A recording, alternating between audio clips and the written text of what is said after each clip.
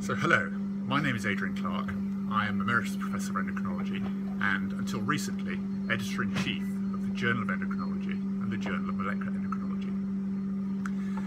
As outgoing Editor-in-Chief, I had the opportunity to lead a special issue of the Journal of Molecular Endocrinology on a subject that was close to my heart.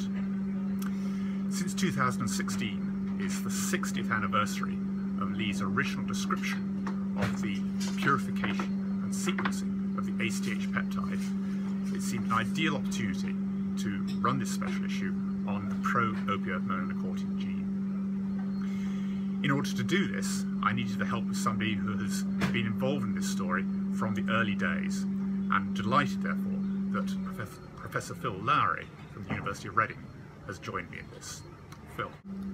I must admit I was a bit surprised when Adrian first asked me to be the co-guest editor, but on reflection now, it's been a very thoroughly enjoyable experience for me, and I don't regret it a bit.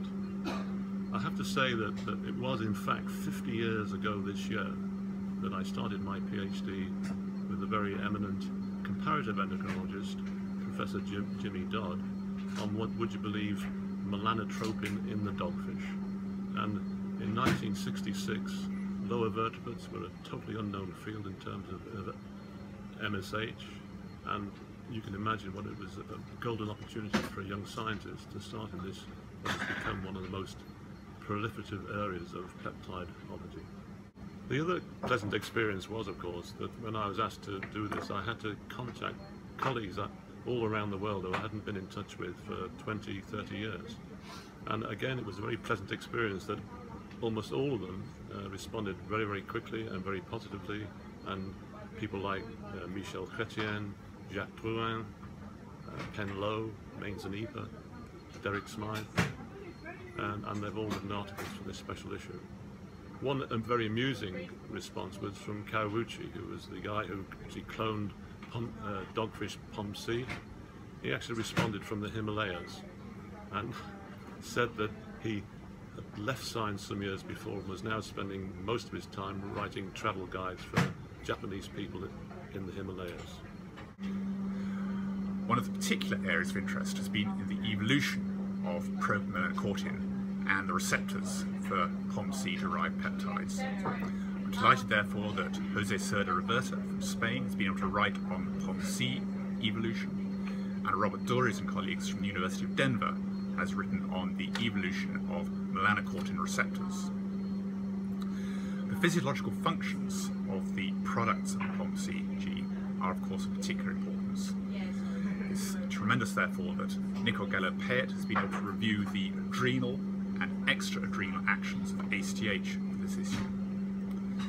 A particular topical issue at the present time is the role of alpha MSH in appetite control and feeding behaviour, and therefore Roger Cohn has been asked and has contributed an excellent article to the issue on this subject.